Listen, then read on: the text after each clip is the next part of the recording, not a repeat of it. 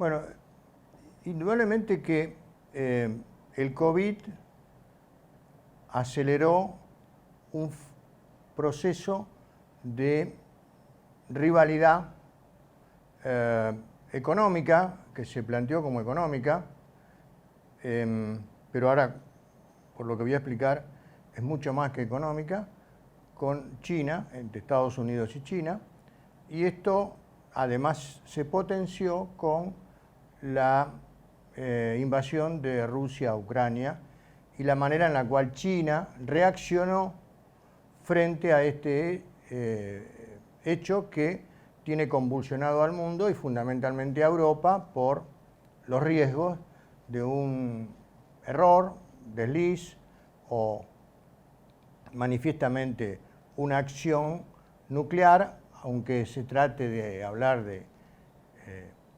fenómenos puntuales. Pero Europa está claramente en un proceso de transformación, desenchufándose de todo aquello que era Rusia dependiente. El mundo está cambiando en ese sentido y China también tiene un proceso interno que ya venía antes del COVID, que ya venía antes de la guerra con Rusia y Ucrania, y que tiene que ver con la transformación de su modelo económico. Su modelo económico ya estaba agotado porque estaba basado fundamentalmente en la industria de la exportación, todo a partir de la apertura y reforma de los últimos 30 años,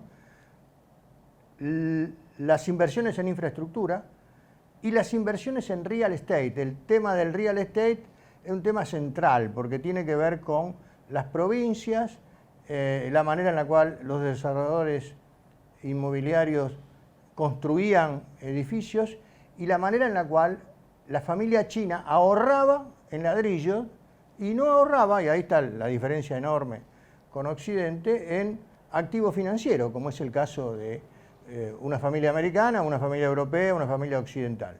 En China había una inclinación a ahorrar en real estate. Esto ya venía ocurriendo antes del COVID. Y de hecho el presidente de China había planteado, y ahí es donde yo quiero empezar a entrar, a iniciar un debate que tiene que ver con cuál es el pensamiento último, siguiendo un criterio casi aristotélico, digamos, de cuál es la causa última de la acción de Xi Jinping. Y todo esto tiene que ver con las definiciones que él ya venía antes del COVID planteando a la sociedad china. Por ejemplo, en el real estate, los inmuebles no son para especular, sino son para vivir. Esta es toda una definición. Después vinieron las regulaciones económicas, financieras contra los desarrolladores y lo que hoy tenemos es una caída del 30% en la demanda de real estate, o sea, de departamento de la familia china, que está ahorrando básicamente dejando los fondos en los bancos. Porque el mercado financiero en China tiene muchas dificultades de hacerse financieramente capitalista, ¿no? Entonces, ya en China venía ocurriendo un tema importante, el modelo se estaba agotando, no en lo que es las exportaciones, o sea, la industria en general. China hoy representa, en 20 años ha logrado esto, casi, o sea, la producción manufacturera en China es alrededor del entre 28 y 30% de toda la producción manufacturera mundial. Esto es una cosa impresionante en los últimos 20 años. Hay muchas explicaciones que podemos desarrollar sobre este tema, pero hay una característica que es central. China hoy y después del COVID aumentó su participación relativa como exportador del mundo. ¿Por qué? ¿Por qué? Porque los países occidentales, vamos al caso concreto, los países europeos y Estados Unidos, sobre todo Estados Unidos, le otorgaron en el COVID, dado lo que fue la caída a nivel de actividad en el año 2021, un cheque a las familias de $600 mensuales.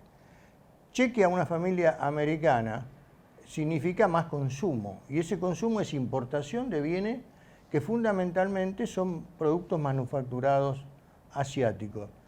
En el año 2022, estamos ahora en enero de 2023, China termina con el mayor superávit comercial de bienes, más exportaciones que importaciones, de su historia, alrededor de 900.000 millones de dólares, un poco menos de $1 trillón.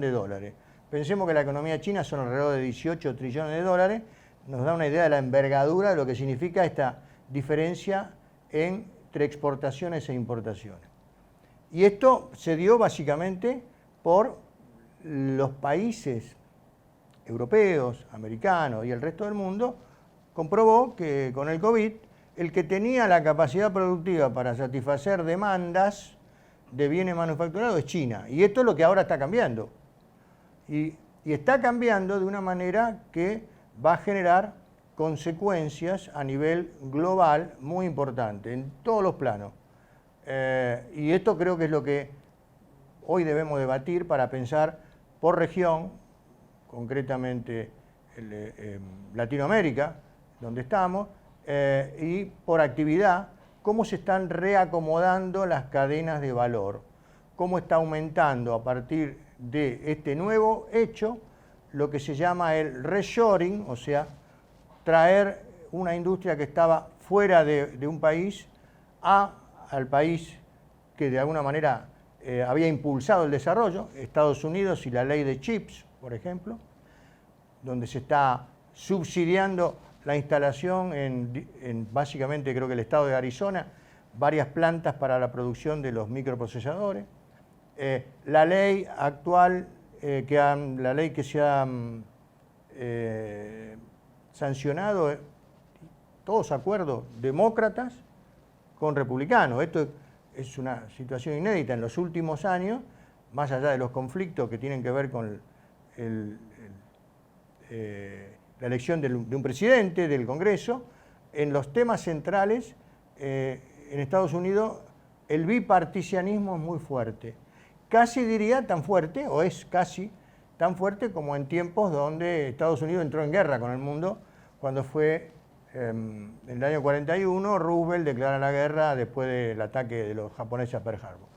En este contexto, yo a veces señalo, y siempre me interesa este libro del 2017 de Blackwick y Harris, War by Other Means, que es un libro que anticipa este fenómeno de conflictos con sanciones, pero ya no con guerras, como tenemos en el caso hoy generalizada, en el caso hoy puntual de Rusia con Ucrania, porque el mundo se destruiría, digamos, en una guerra, digamos, multipaís, usando todo el tipo de desarrollo tecnológico existente.